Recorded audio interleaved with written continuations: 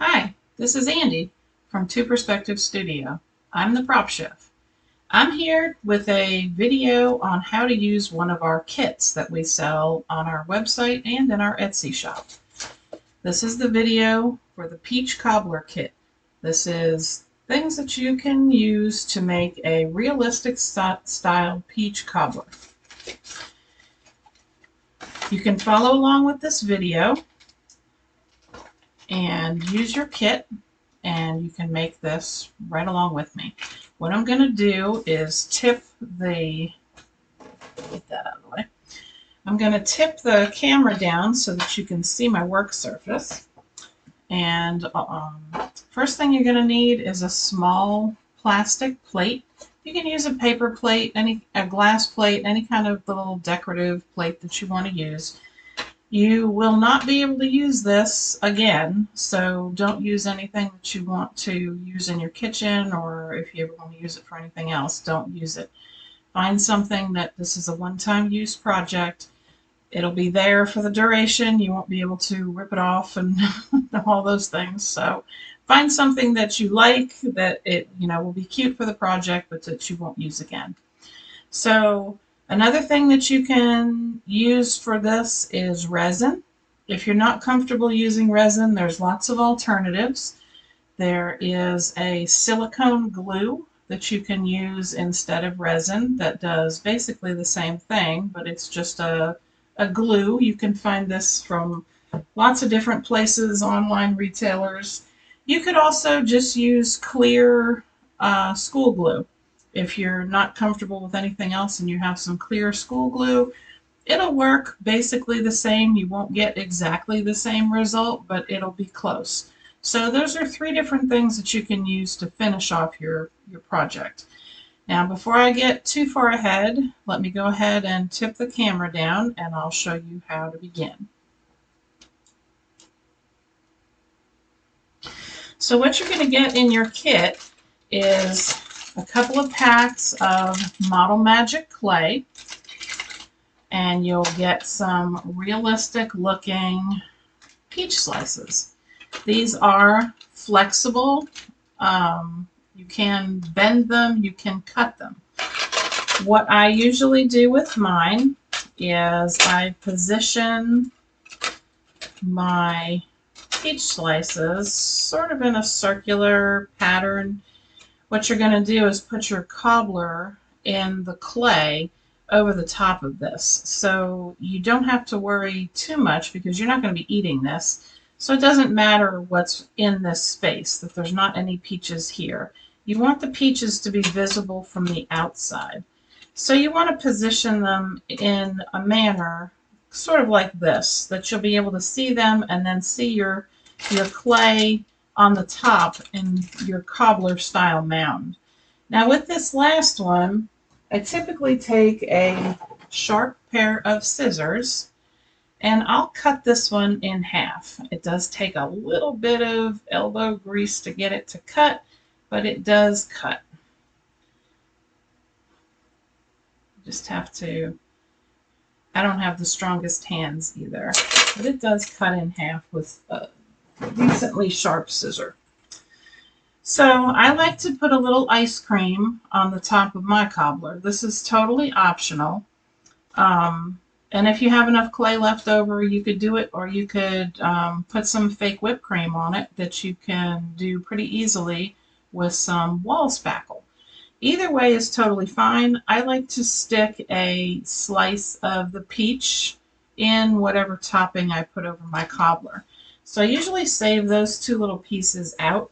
You can add one in if you want, just to make your circle a little bit bigger.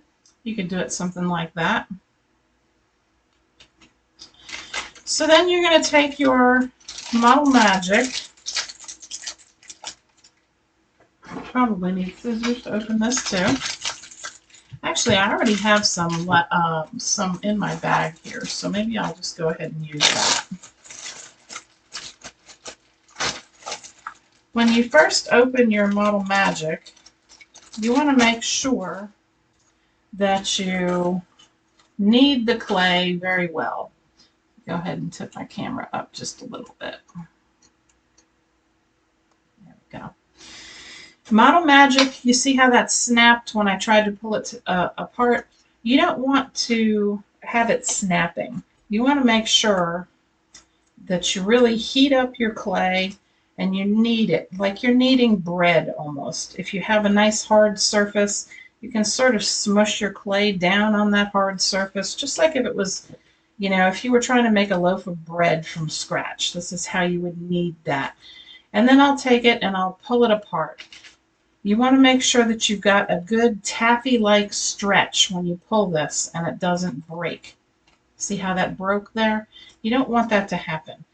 If that's happening, you need to continue kneading and pulling the clay until it doesn't happen anymore.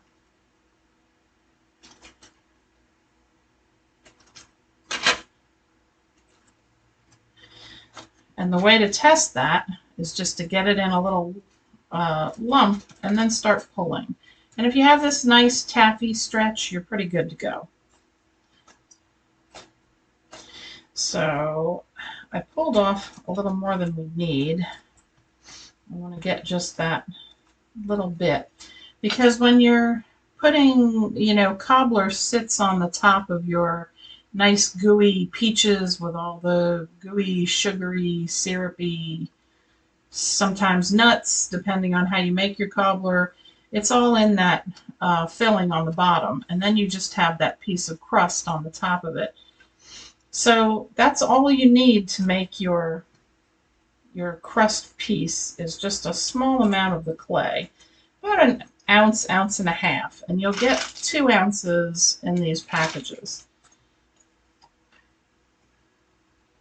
So I'll start to roll this in a ball using my table. And the reason that I do that is you want to expel any air that's trapped in this clay. You want to get it out. I know I'm shaking my camera a little bit using the table here. I apologize for that. I was trying to get as close up a view as I could. So by pressing this down, I'm getting rid of the air that's in there. Okay? So now you want to begin shaping your cobbler. I want to do this more like a biscuit style cobbler and not like a crumble type cobbler. There's lots of different types of cobblers that people make. It just all depends on what style and look you're going for. I like it where it's more of a crumply mound that's on top here. And I will texture the top of this. You don't really need any special tools other than your fingertips. I take my fingers and act like I'm tapping my fingers on something like that.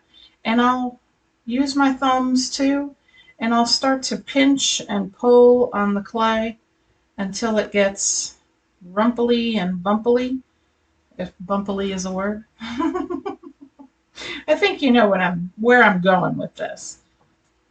I want it to look all like the top of a crumbly cobbler would look. So I'm just using my fingertips and my fingernails to sort of pinch and pull on this clay. No special tools, just your fingers. So this is a pretty easy beginner style project. I am going around the bottom of the outside because I want it to look, sort of like you took a big scoop and plopped it on the plate. So this is what we're looking at. I know there's a lot of fingernail marks in this. That's not really a huge deal because you're going to paint over it and it'll look very natural. So the paint that I typically use for this is a combination, actually. I'll use something very pale yellow. This is a Naples yellow. I'm not getting that in very clearly. There we go. Naples yellow here. And this is a raw sienna. This one is the Amsterdam raw sienna. There we go. I'll typically take my pale yellow, and any pale yellow paint is fine. It doesn't have to be this one. I'll squeeze just a little on there, or you can put it on a little palette if you have one. I will take a damp brush, grab out a paper towel here. It's always good to have a towel when you're painting. And I'll take that damp brush and I'll just start to skim over the whole thing with this nice pale yellow color. Now I'm not too worried about getting it on my surface because I have a tile and I can wipe the paint right off and it doesn't affect it at all. And I'll go all around with that buttery yellow color. I'm not going to worry about doing the underside because it's not going to show once you put it on your plate.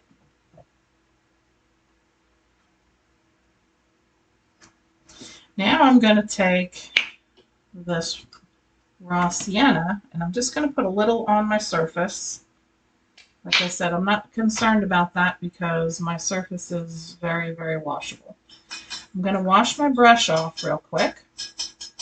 Make sure I get all that yellow off. Now you can let this dry a little bit, or you can go right over it like I'm doing. Either way is fine. What I'm trying to do is take this lighter color, I don't want too much on the brush, the lighter color, and just skim over it to give it that baked look. I don't want to jam it down in all the little crevices.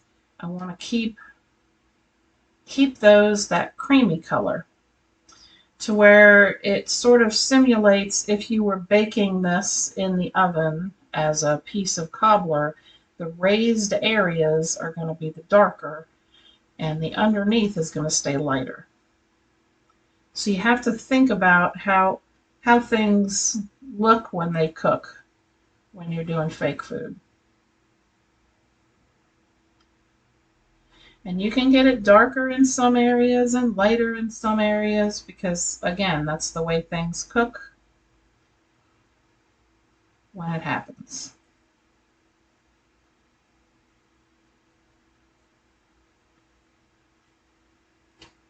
Okay, so that's basically all you needed to do to create the cobbler piece. I'm going to make some of these raised pieces just a little bit darker.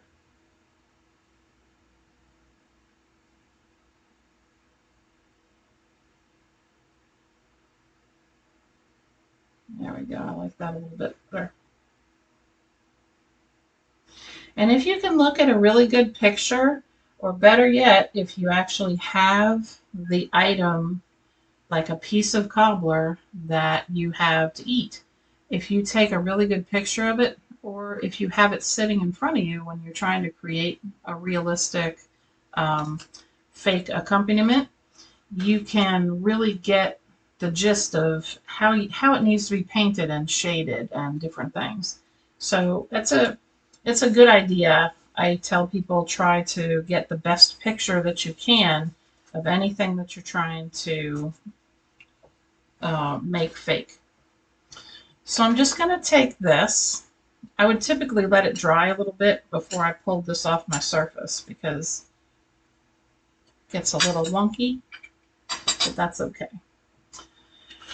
I'm using resin in mine, so I'm not going to glue these pieces down. If you were just using some glue or some silicone glue, you might want to glue these pieces to your plate before you do this part.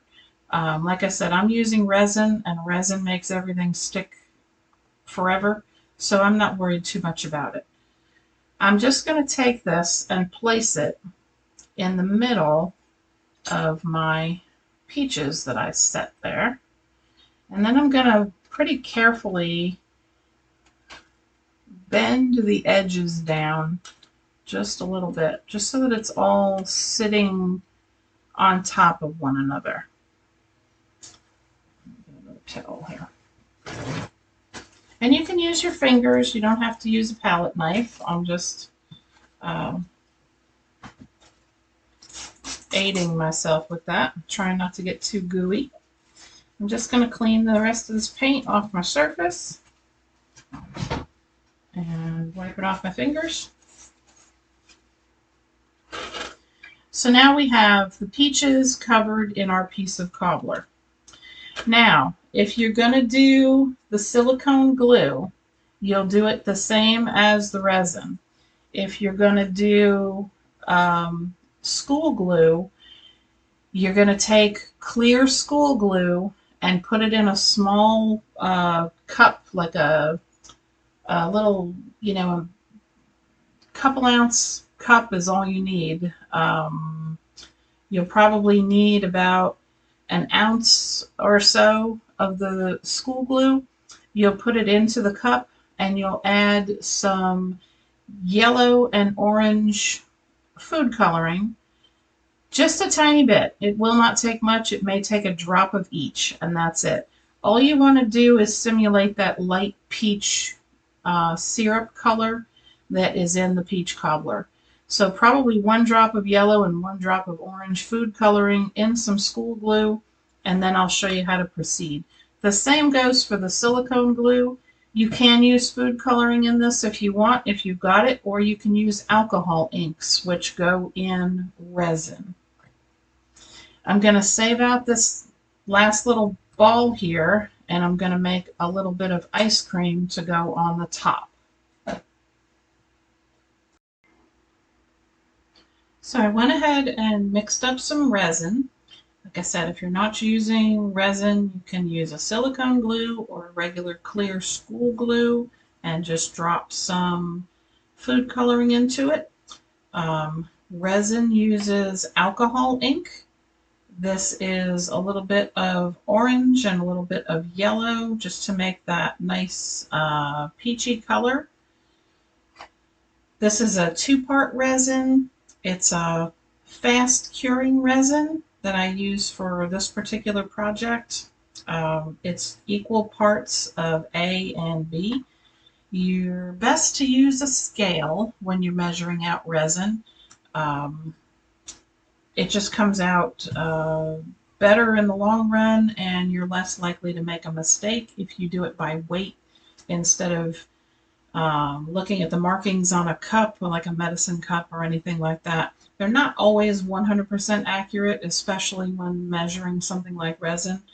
The one that I use is equal parts A and B, and it's a quick cure, just a resin. It does dry translucent and very glossy if you're not familiar with resins.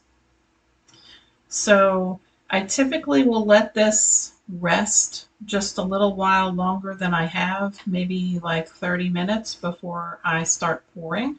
So I'm going to set this aside for just a minute and let it rest, and I'm going to work on this remaining little ball of clay that we have. I'm going to go ahead and knead it just a little bit more because it has been sitting here for a couple of minutes in the air, which is not a good thing to do with your air dry clays. It's best to keep them sealed up in like a Ziploc bag or a container, an airtight container of some sort. Keep them sealed and they'll last until you're ready to use them, because you don't want them to start to dry out until you're ready for it to dry out. And that would be after you have your piece all made. So I'm going to knead this and warm it up just a little bit. And I still have my little extra half slice here that I'm going to be putting on the top of my ice cream. I have this little ice cream scoop mold. Now this is like a mini ice cream scoop. You can find these all over. Lots of different places sell them online. They're textured like ice cream is, you know, in the chamber here, and it comes out looking like a little scoop. You can also put a little more clay up around the edge just to make that, like if you did it with an actual scoop, you always have that little edging part around your ice cream. You can make it look however you want. Molds are pretty easy to use with Model Magic. You usually don't have to spray any kind of mold release or put any kind of oils in it to get it to release. Usually you'll just do it on its own. Model Magic is pretty forgiving that way. Easy to work with. So I'm going to roll this into a ball. I know you can't see this very well. I'm sort of off screen. Roll it into a ball, and then I'll just put it into the mold and give it a little squish. Now I don't want it to squish too much because you'll start to distort the mold. These molds are made out of silicone. Now once I have it in there, all I have to do is pop it out, and I have a pretty realistic little scoop of ice cream that I can put on there. Now, like I said, if you wanted to make that edging, which I do, I want it to look like the ice cream went over some warm peach cobbler and it started to melt. So I'm going to take my fingers, again, no special tools required, and I'm going to just sort of pinch and pull some of the places out to make it look like the ice cream is starting to melt. And then I'm going to decide where I want it. If you want it right on the top, or I want it to the one side or the other side. I think I probably want it to this side because I like the way this looks over here. Now I'm going to spread out my peach slice just a little bit more. I'm going to do like so. And I'm going to press that down and get all my little places to make them look like they started to melt. I'm actually going to press it right down onto that plate to make it look like it started to melt.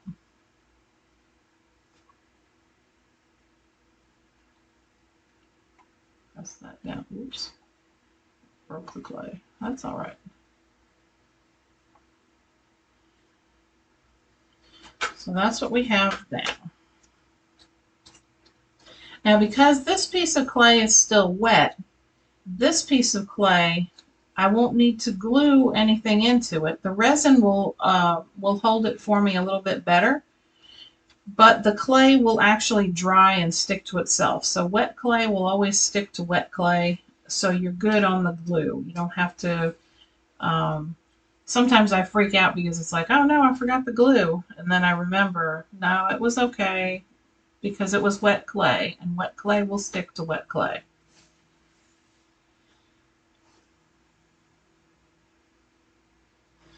So, our resin hasn't been sitting a really long time, but I think it's okay still. I like to let it sit because it gets some air bubbles in it. I don't know if you can see that very well, but I don't see any big ones. There's just fine ones in here now. So I think once I start pouring this, it's going to be okay. And it'll cover up whatever I have left over. So let me get a paper towel over here. I'm take this spoon. I have these little silicone reusable spatulas. I'm going to pour this around the cobbler, not over all of it, because not all of when you scoop out cobbler, it's usually kind of a messy process, and you'll get some of that goo here and there, but not everywhere. So I don't want a ton on the cobbler part itself. I want more, making sure that I'm covering the peaches.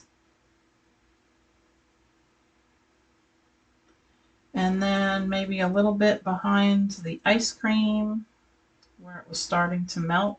I want to make sure that my peaches are coated because that's important. And then just a little bit on the cobbler part. Okay, so that wasn't quite an ounce, almost an ounce. I have just a tiny bit left in my cup, but that's okay. So then I'm going to use an X-Acto knife. Now you can just press this in. I'm going to try and make it to where it doesn't distort the ice cream too much. And I probably should have done this before I poured the resin. I'm just going to use a little knife and put a slice there and put my peach piece right on top of my ice cream. Just like that, I think. And I think because this will have come out of the cobbler, I'm going to make sure that I put a little drizzle on here to make it look coated. And then there'll be just a little bit hanging around on this ice cream. And like I said, you can do this easy enough with clear school glue and some food coloring. You can do just about the same thing. Won't look exactly the same, but it'll be pretty close. And again, that's something that you could do with kids if you're using a school glue or even this silicone glue product. It's not, just make sure that they don't, if it's an older child, it can be sensitive on the skin, but it's an easy cleanup. School glue is probably better with kids for sure. Now the last thing that I do with this, and it's sort of optional, I will use just a little bit of cinnamon. This is real cinnamon. Real cinnamon is fine to use in fake baking or fake food reproductions. I am going to sprinkle a little bit of this cinnamon all around on the top of the cobbler and in this resin. Now this will give it just a little more realism. You don't need a ton, just a little here and there. And that is about all you need to create from the kit, from the peach cobbler kit to the peach cobbler itself. All you need is adding a couple little ingredients. It takes about 15 minutes of your time, 15-20 minutes maybe. You can do this with children using the school glue, or you can do it with resin. Either way, I hope you have fun with this and you enjoyed the video. Thanks for watching. This is Andy with the PropChef. Bye-bye.